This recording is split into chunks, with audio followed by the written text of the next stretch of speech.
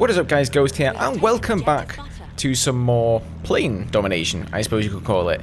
So since the BF1 alpha is out, not the alpha, the beta rather, I figured I may as well do a jet domination or plane domination, as it were, episode on here. So I'm going to be doing my best here. Now bear in mind I haven't had a whole lot of time to actually play the game, so you know I'm not going to be getting like an insane KD or anything like that. But hopefully I'll be able to talk a little bit about how things work in BF1, what are the best planes, maybe give you guys a few tips, but don't expect too much of that stuff. So yeah, so far I've been enjoying it quite a bit though, I must say. Nobody down on E flag. Why is nobody taking E flag? You will notice you can actually cap flags now in the planes, so I can fly around the cap circle, or almost. I'm almost in it. There we go. I can fly around the cap circle and cap things. At least I would be able to if I wasn't getting shot by that. Oh, there's an enemy fighter on me. How unpleasant. Let's deal with this guy. We'll try. Have we lost him? Has he left us? Alright, rather than go after him, I'm just going to fly away and repair. This is the new repair mechanic. You hold X, or whatever button you have to hold on console. And, yeah, that's kind of how that works. Well, the guy's back on my tail now, so we're probably not going to be able to get round, to be honest with you.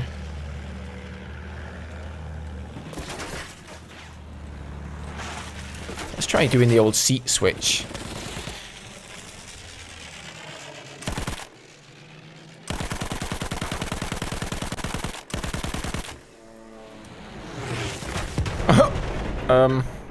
Well, alright then. I guess that kind of worked.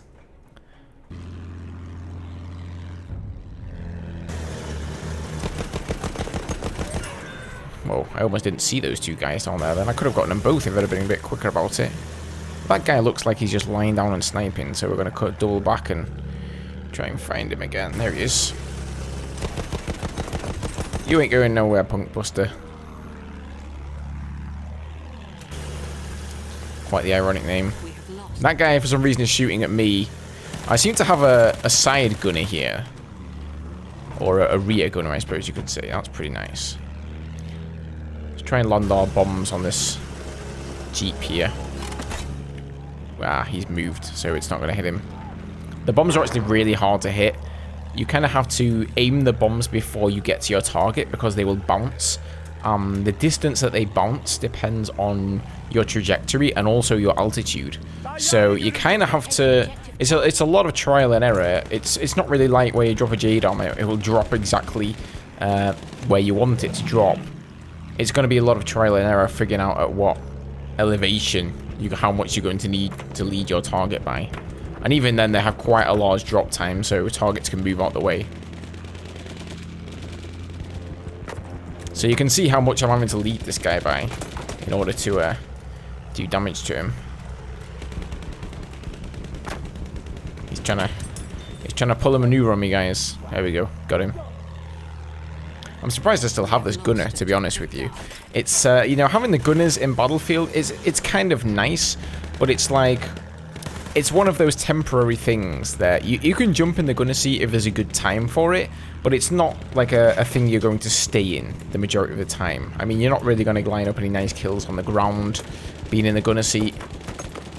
Sorry, I thought that was an enemy plane on my 6 there, but it was an allied one trying to shoot the plane in front of me. Yeah, you're not really going to be able to line up many kills on the ground. It's really only to protect the aircraft from the air or from a plane that's behind you. Let's have a look down on A flag here, see if there's anybody around. And drop our... Oh, we can try and drop our bombs there on those guys. Oh, well, we got a decent amount of damage there. 105, actually. Didn't kill either of the guys, though. It also depends on the actual terrain where you drop them. You know, if you drop them in a canyon, then they're kind of going to bounce around everywhere and most likely hit your target. But if you're dropping them in an open desert like this, it's very, very easy to miss. In fact, this is definitely not the best map for the attack planes and for the bombs in general. Which is also why I haven't bothered trying out the bombers, because they just don't really seem that great. I get this guy too. Oh, yeah, we got him. Punk Buster again. I'm sorry, Mr. Punk Buster.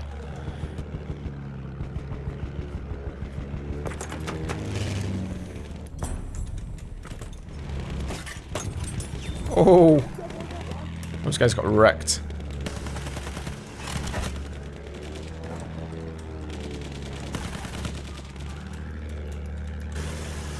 Oh. Well, that guy kind of decided to crash into the wrong jet. It does indeed seem that if you're in one of the weaker planes and you crash into one of the stronger ones, you're going to die and the other one's just going to get damaged. We are losing objective Charlie. Oh, we got that guy out. Nice. Shot the pilot out of there. That usually happens more often than not with the bombers because they just have so much armor. You rarely actually disable or kill the bomber. At least in my experience.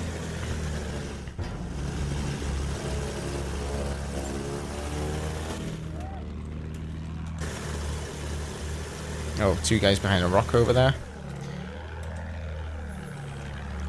Halfway there, we have the upper hand. We have taken objective George. Drop some bombs on those dudes. Only hit for 12. We have lost objective Charlie. They actually have quite a lot of info down there. I should try and support these guys.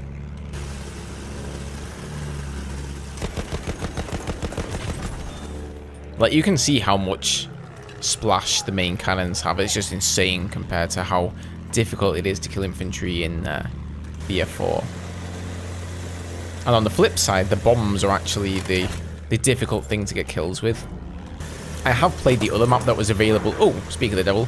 Yeah, I have played the other map that was available in the alpha test, and I had much more luck with the bombs there. I think it was just because there was more tighter building spread. Whereas this is a big open desert. So I'm sticking with the cannons here mainly.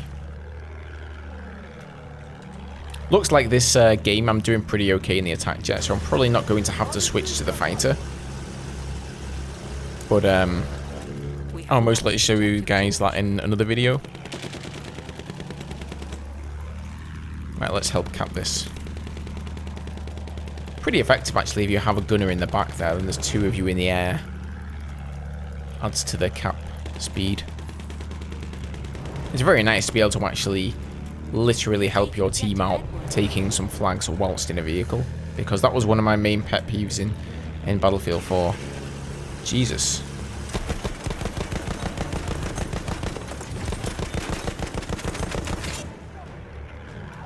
A lot of info going in there.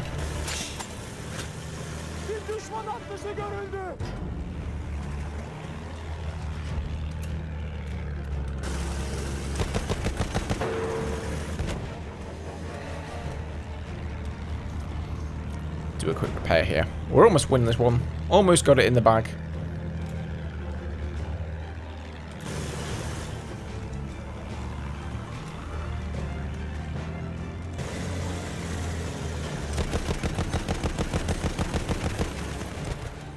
Oh, okay, I guess it's over. Wow.